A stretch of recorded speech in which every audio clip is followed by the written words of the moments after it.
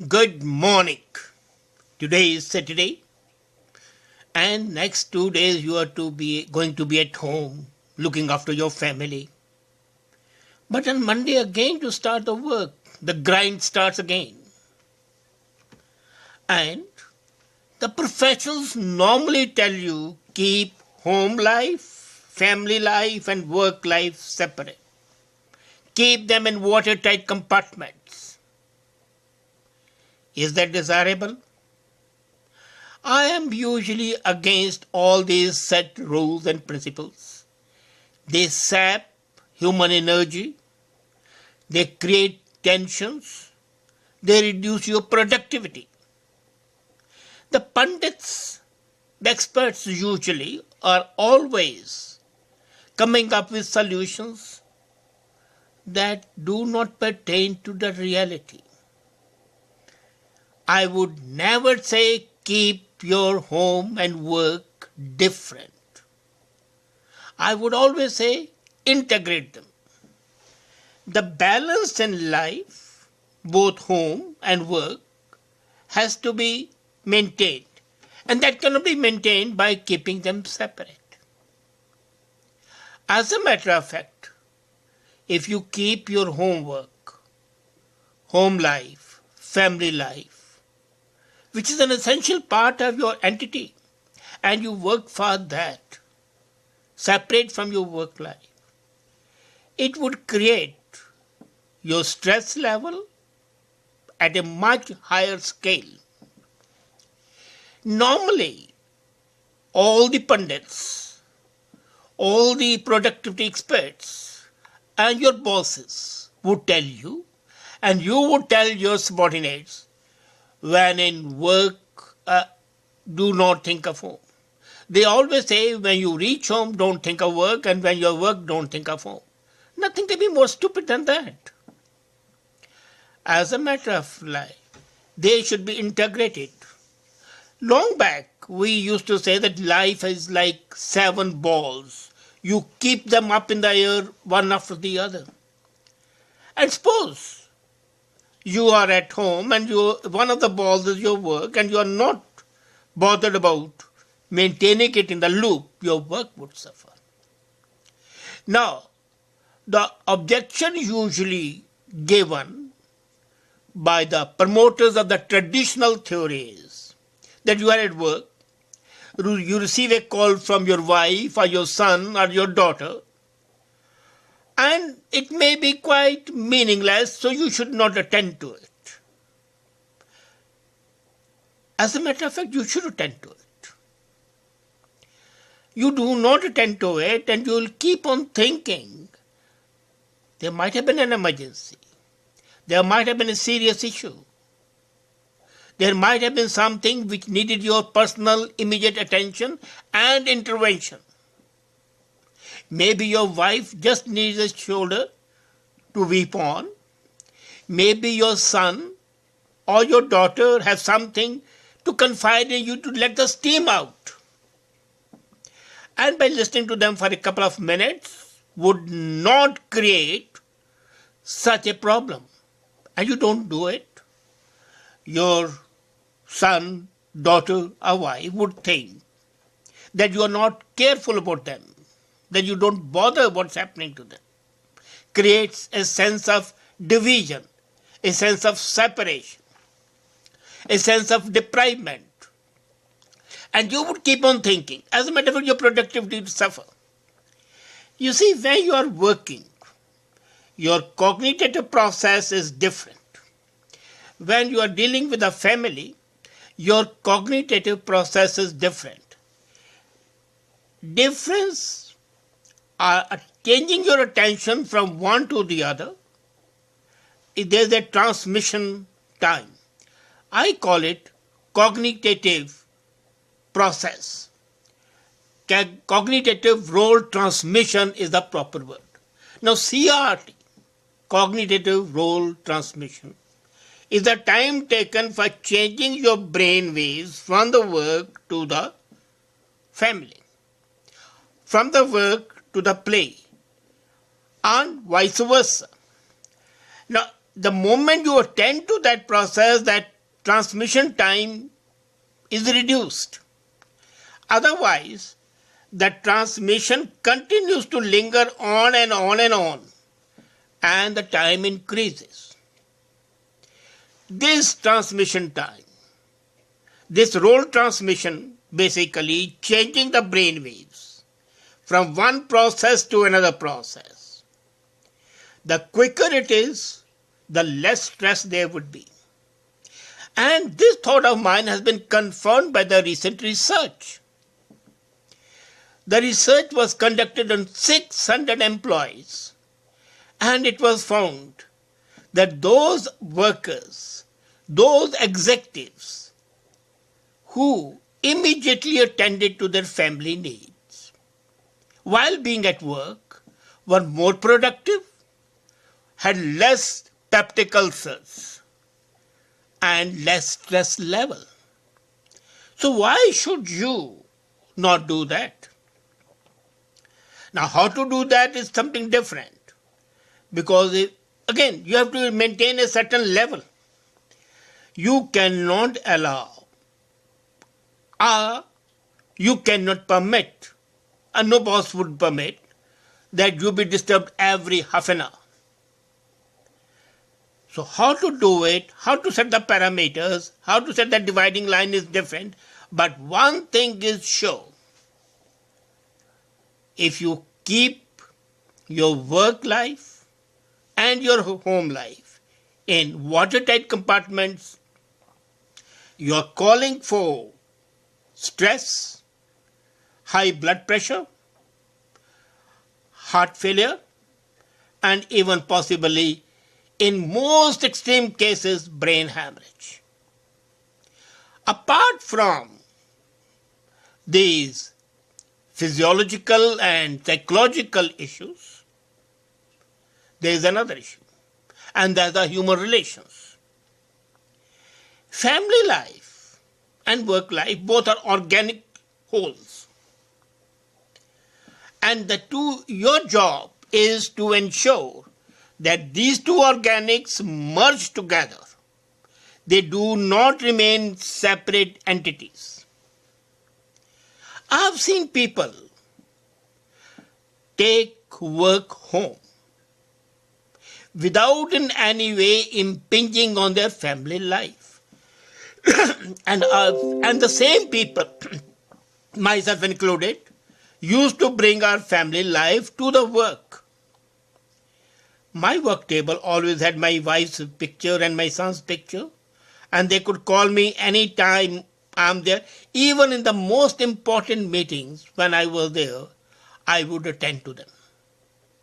For the simple reason, I'm there for them. They know I'm there for them, and when they are aware that I'm there for them, they are also aware of my needs, and they would not disturb me unnecessarily. Trust begets trust. You understand them and they'll try to understand you. You try to pose that you are too busy for them. That's being nasty. That's being brutish. That is being inhuman. And naturally, every action has an equal and opposite reaction. If you are not human to them, why should they be human to you? If you cannot participate and be interested in them, why should they be interested in you? So you become separate entities. You are working for them and you are just an earning machine. You listen to them, you provide them, you tell them you are available for them 24/7. You become a husband and a father or a mother. That's the difference. Now, at work, suppose, now I'm giving you an instance. You are working hard and all of a sudden phone rings. You pick up the phone and your son says, he's 5 years old, not very old. Papa, and then you say, look here, Sonny, talk to your sister or your mother or to your sibling, and I'll listen to you when I come home. I'm busy in work. Now, according to you, a 5-year-old would have no issue. Maybe somebody ripped his notebook. Maybe he wanted a piece of a cake and the mom would not give it to him. Maybe he has some other complaint. It's quite possible. It can be something serious also, but it can be very, very flippant as well. But you have not listened to him. If you had listened to him just for 1 minute and say, well, look here, if he has ripped your notebook, don't worry, we'll get a new one. The child would be satisfied. You'll be happy, back to the work. You don't listen to him. The child will start cribbing, what sort of man this guy is. He's my father and doesn't listen to me. You are his role model. And you have denigrated yourself down to the level. You have brought yourself down. You have brought a bar down by which he is judging you, measuring you. And you'll think, well, I didn't listen to my child. What was he saying? I hope there has been no breakdown. I hope he has not broken his leg. I hope there has been no disaster. And you will start imagining things which may have no validity, no reality, but they'll keep on in your mind, and possibly for a couple of hours you'll keep on thinking. What is better? Are you working, performing then? Are you focusing on your work?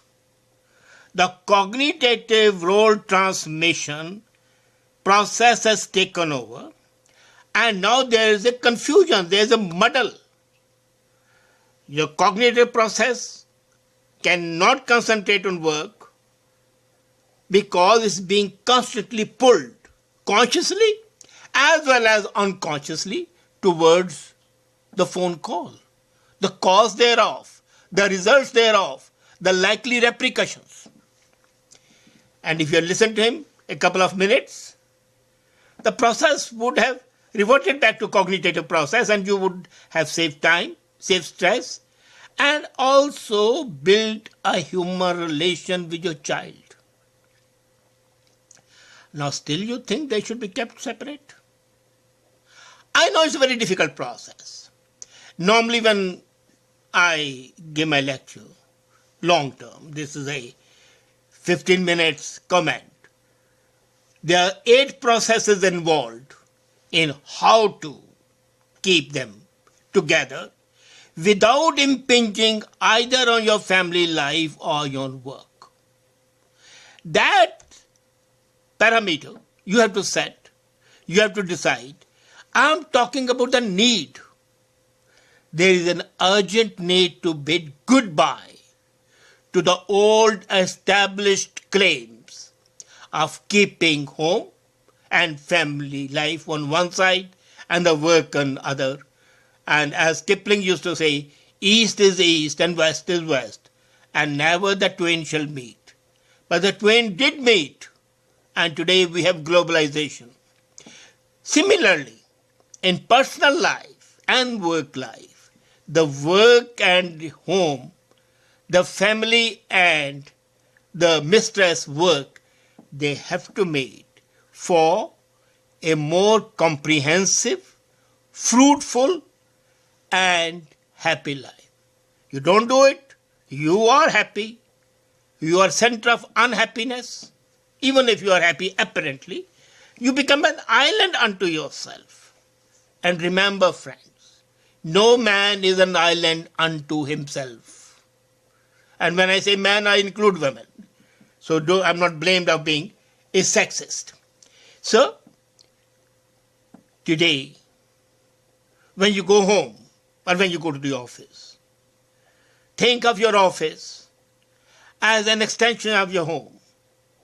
And think of home as an extension of your office.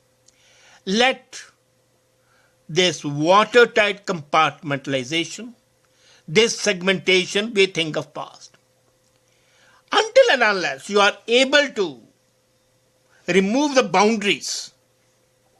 You know, I'm amazed. We talk in the word, doctors without boundaries, without frontiers, lawyers without frontiers, journalism, globalization, free trade, no borders. And we build borders within ourselves. We build border between the home for which we work and which sustains us, and our work which feeds us. What I meant to say, this is a real deja vu. This is a real catch-22 situation, and simply because you have not realized the importance of having integration. You have always been taught that they are two separate entities. You have got to unlearn the whole thing that you have learned till now, that East is East and West is West. You have got to understand that the sun rises in the East and sets in the West. Ultimately they meet. There's something connecting them. And it is your personality, your psyche, which is connecting your home, your family on one side and your work on the other. Don't let it be divided. And don't divide the two basic workplaces. Even your home is a workplace. You work for the family. And your workplace is your family. Because they enable each other. These are enablers. Enablers in life. And the enablers must not be disrupted. Must not be disjointed. Join them, integrate them, do not segregate them, and you shall have a fuller, richer, healthier life. Can you ask for anything better? I think not. So, on this note, I wish you a happy day.